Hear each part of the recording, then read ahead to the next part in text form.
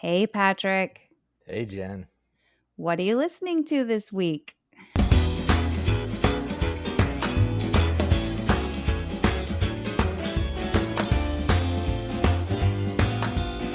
Welcome to season 6 of What Are You Listening To? The weekly podcast created to foster community through music by sharing the stories behind the songs that soundtrack our lives. Some of the songs are old, some new, all good.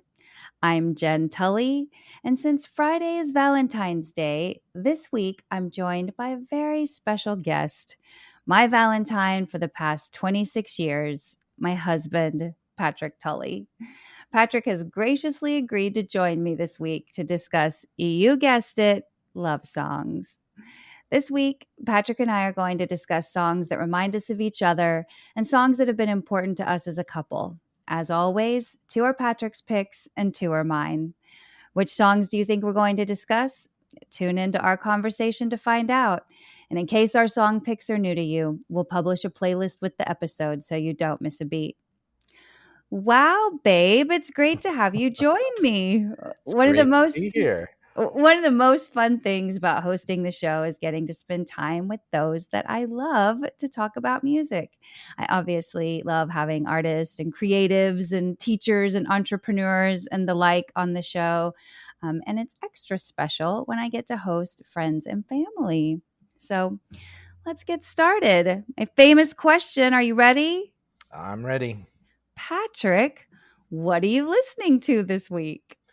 Well, this week for Valentine's Day, the first song that came to me when you asked me about being on the show was Taylor Swift's New Year's Day.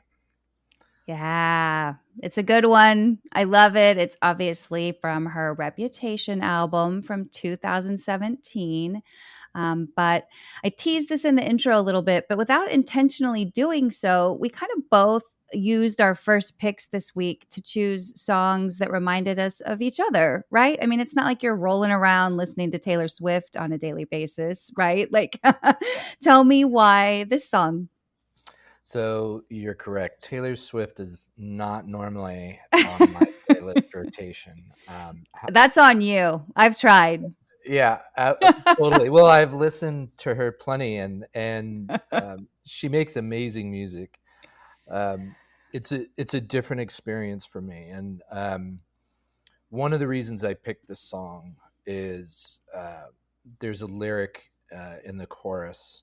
I'll be picking up bottles with you on New Year's Day, and you had given me this song on a CD playlist years ago. I think when it first came out, and as soon as I heard that song, that lyric really stood out to me um, as how you and I are in it, good and bad, thick and thin. We have the fun times, and we have the cleanup afterwards. And that's immediately what I thought of with that lyric. And I was so happy you put that song because it immediately embedded itself in my memory as really fundamental to, I believe, how you and I have showed up over the years, which is through thick and thin.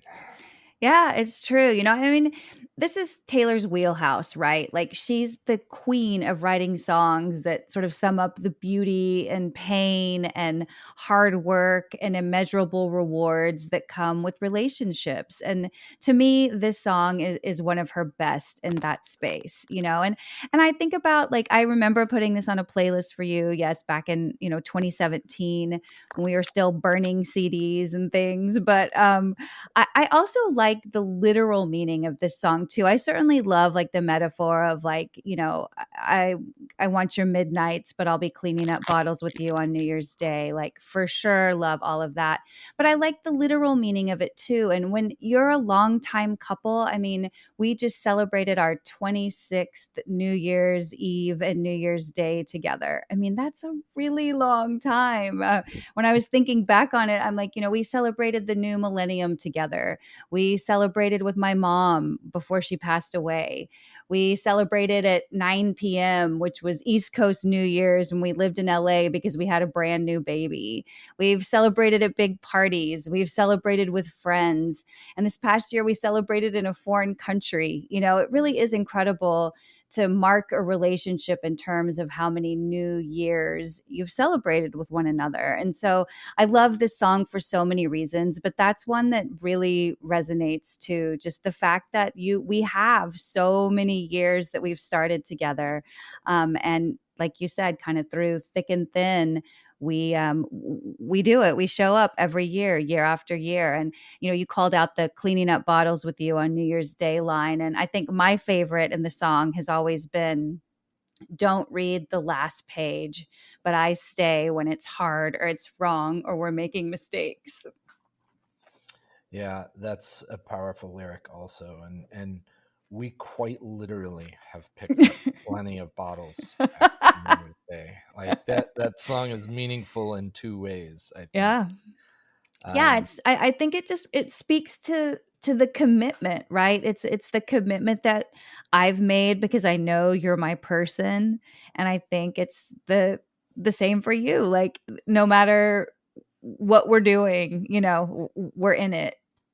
well, I think And relationships are challenging, and maintaining a relationship over the period of time that we have, like we've changed as people. We're different oh, people we were than babies when we met. yeah when we first met, and sometimes it's the commitment itself that keeps you together, because you might get really frustrated in a moment or just completely misunderstand a situation, but it's that commitment to the outcome of staying together that keeps you asking the question, what am I missing?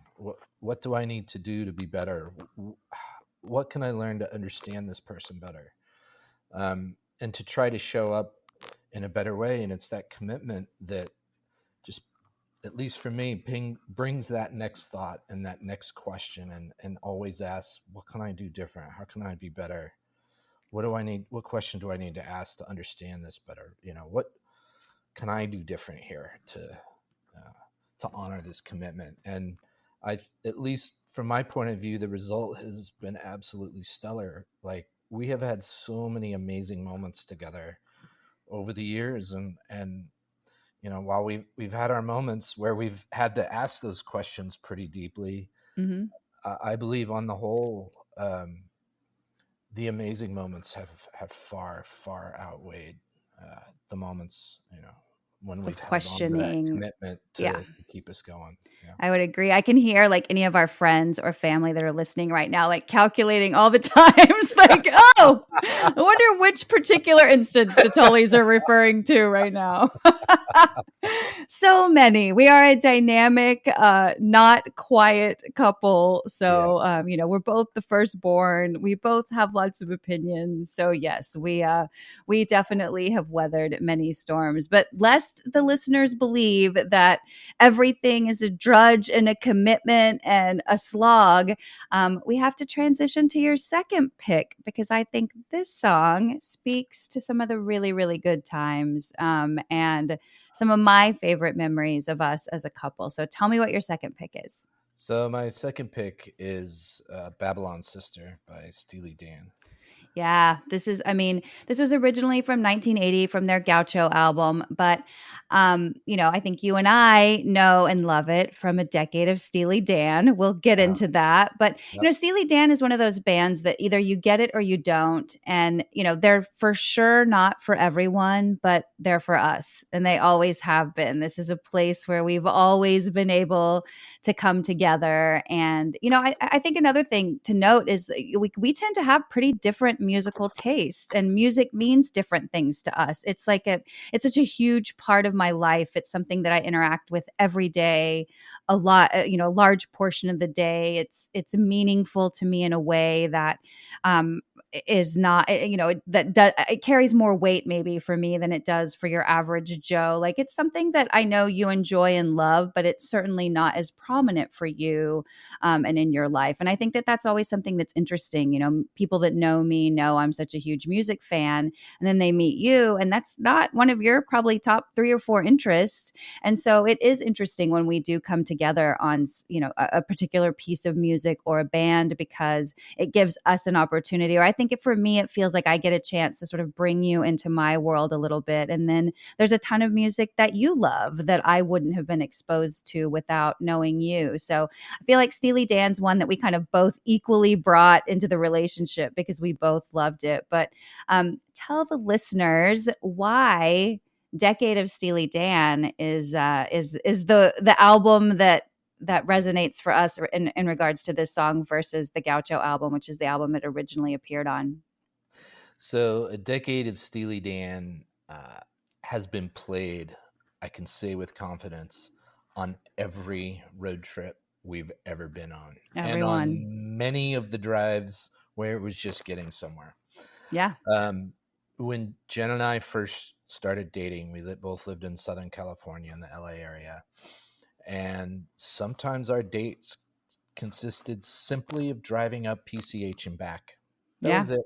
Just a couple hours in the car, talking, listening to listening to music, um, and we got to know each other's musical tastes, and conversation was important, and we learned to talk to each other over that time. But I mean, we've been all over the country listening to Steely Dan All over the in, world, in the babe. We car. listened Yeah, in Greece. We listened to them when yeah. we were in the UK. We've listened in Germany. I mean, Ireland. everywhere we've been, Yeah, Ireland. yeah, Yeah. Costa Rica. Like every place we've been, I feel like Steely Dan's been with us. So it's hard for me to not hear a song off of that greatest hits Decade of Steely Dan album and not think like, oh, where are we going? It immediately conjures like yeah, road trip or yeah. travel for me. And I think On the road. yeah, that's always kind of been like a true north for us. I think when we're struggling or we're having a hard time connecting or we're feeling frustrated or challenged by where we are in the relationship, hopping in the car and driving is like something that we've always done to sort of get back to where we need to be. And I think that this album and this song in particular, because this is one of my favorites off that album, I think that always brings me back to that space of like, okay, we got to get back to our road trip vibes, the way we connect when we're driving and traveling together.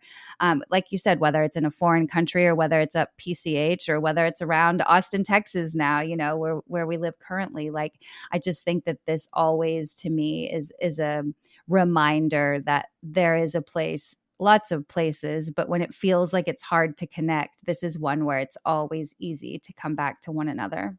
Absolutely, absolutely. I get that same feeling when that comes on. It just brings that flood of memories of all the places we've been and all the good feelings we've had in those times, and the joy and the new experiences, and it's just it evokes such a positive feeling when I listen to any of the songs on those albums. But Babylon Sister is my favorite one on that album. Yeah, we've always come together on that one, babe. Yeah.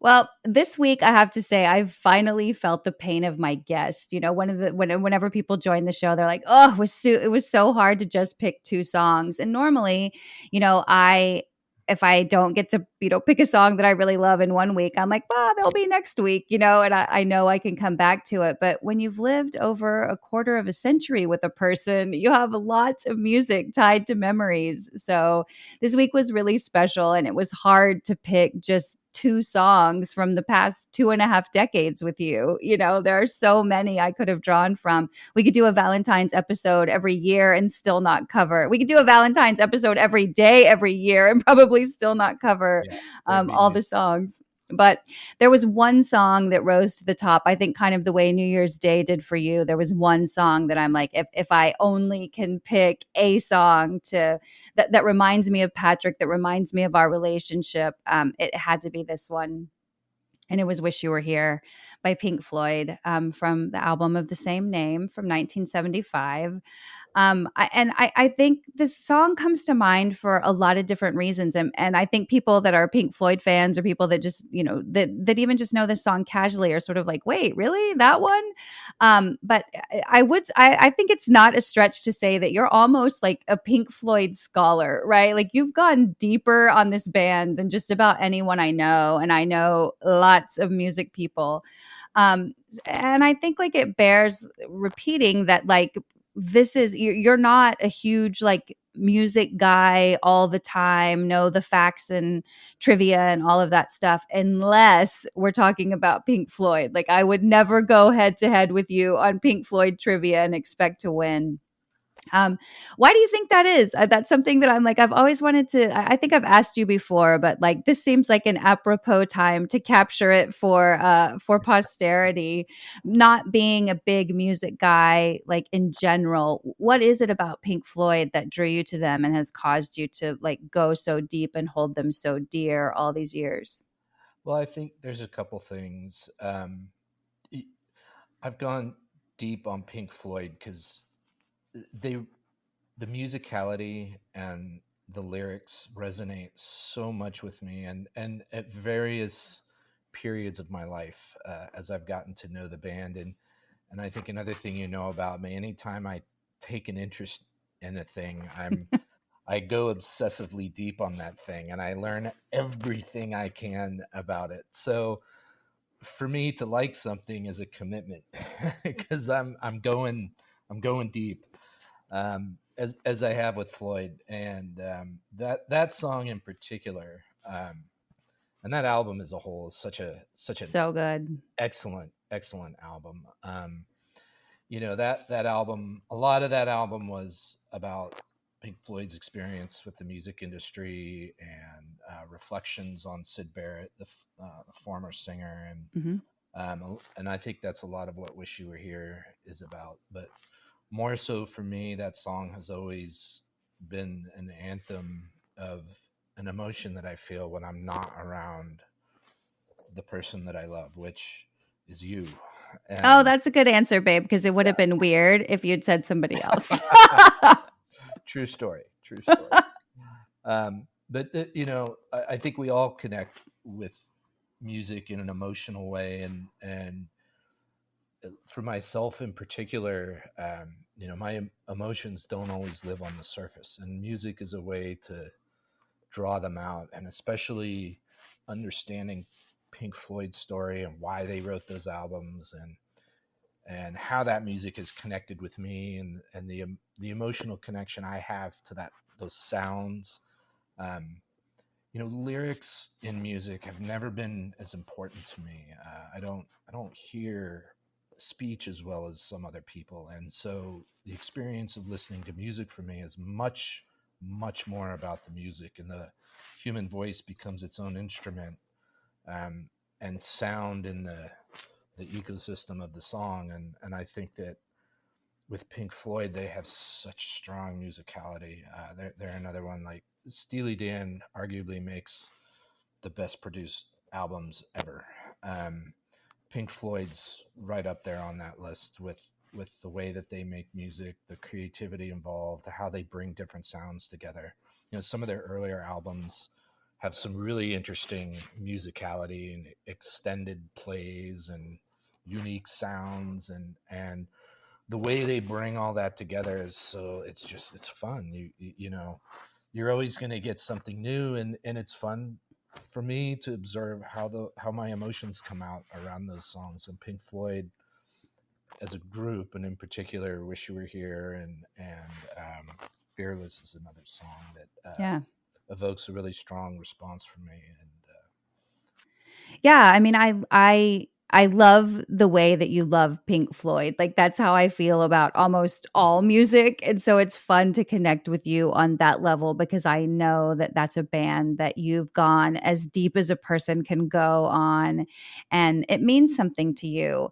And I'm so glad that this song finally showed up on the show as well. I think we've had Time and Saint Tropez have been on the show, but it felt like this was the right moment to have this song make an appearance and feature as well. And, I think another thing, you kind of touched on it, is, although the song has, kind of a romantic title, it's widely thought to be about how the band struggled to find their way after Syd Barrett, as you mentioned, founding member, had a total mental breakdown and left the band.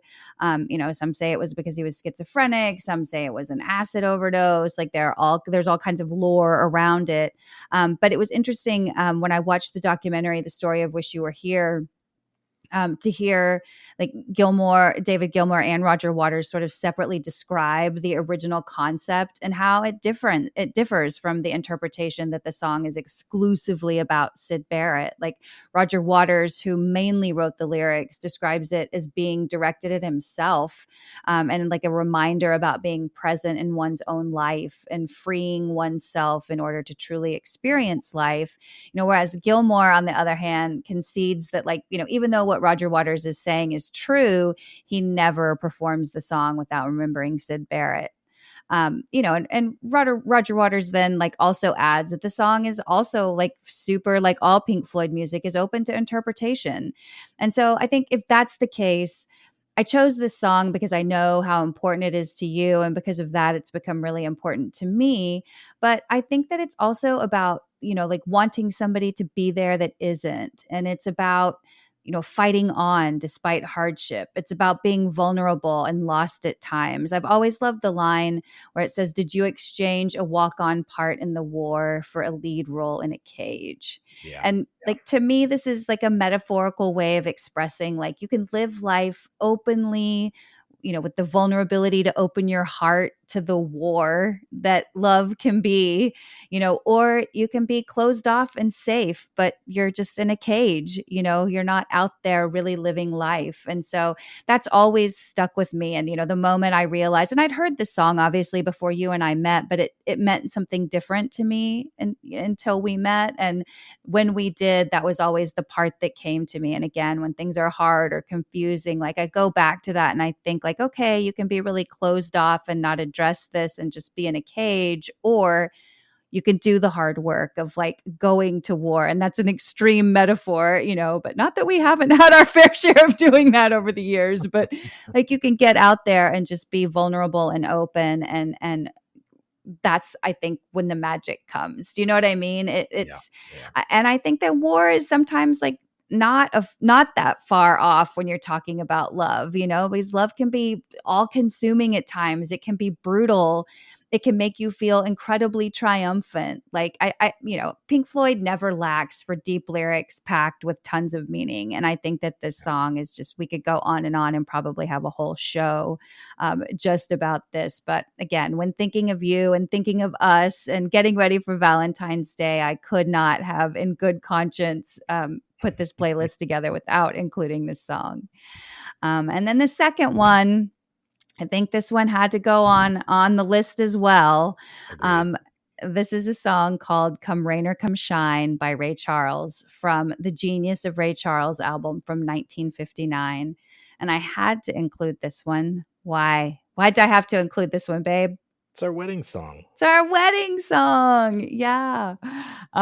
So many people have done versions of this song: Frank Sinatra, Judy Garland, Ella Fitzgerald. I mean, the list goes on and on and on. Don Henley, who got vetoed, is the version for us to use at the wedding. Listeners, I'm going to throw that out there. Patrick put his foot down and said, we are definitely not using the Don Henley version of the song. Nope. So my dreams were dashed there, but I'm kind of glad I'm very glad that we ended up going with the Ray Charles version, because I think it's timeless.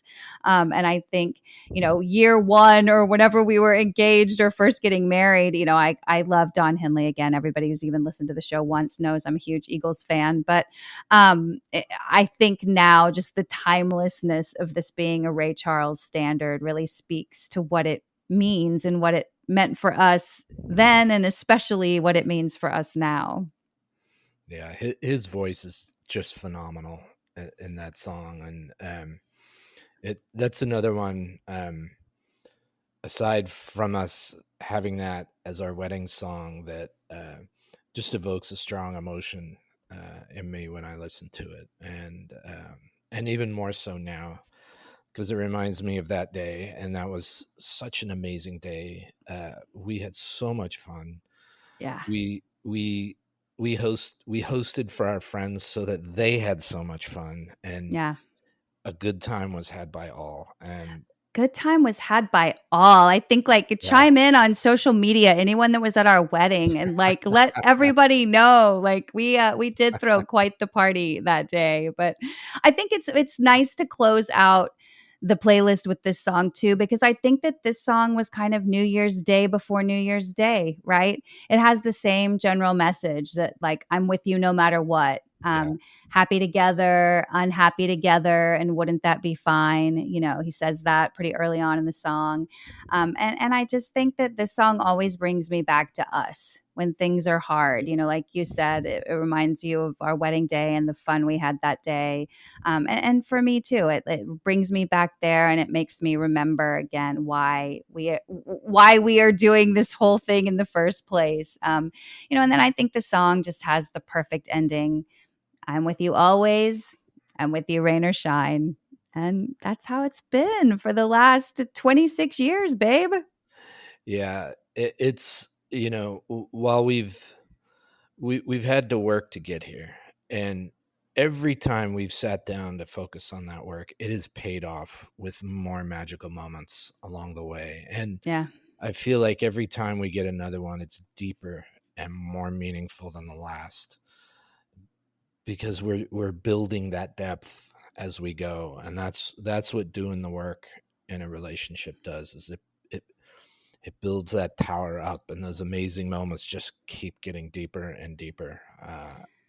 And I love that about how we each show up for each other and our relationship. And I love that we have songs like this to remind us of all those moments, and how we've built it to this point. So Yeah, me too. And I think it because we do the hard work, we feel like we've accomplished something, and that allows us to play and have fun most of the time, right? Like we yeah, know that most of the time we're going to be good, but when we do have to like sit down and do the hard work that is required when you're with someone for 26 years, you know, you're willing to do it because like you said, you know it's only deepening the connection, and you know you're going to get back to the fun as quickly as possible. And I think that's something I've noticed over the years too. You know, an argument that would derail us for a week back in the day is solved in 5 minutes now. You know, that's kind of the benefit and the fun of a long-term relationship. yeah, or it's not even a thing Yeah. anymore. I've started noticing that, like,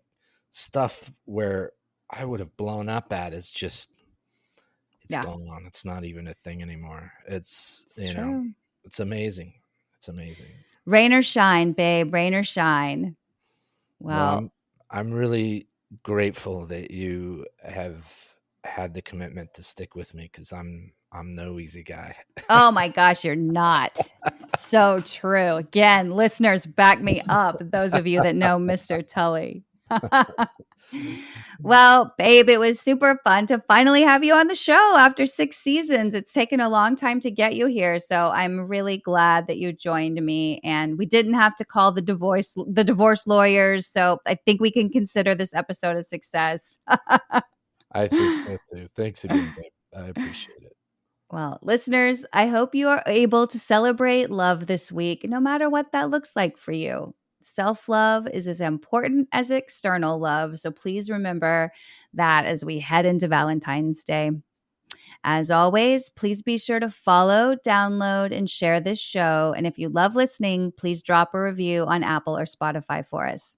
Last but not least, to stay informed on all things Super Awesome Mix and what are you listening to, be sure to follow us on Instagram at Super Awesome Mix. Thanks for listening, and please join me again next week to find your new favorite song. Love you, babe.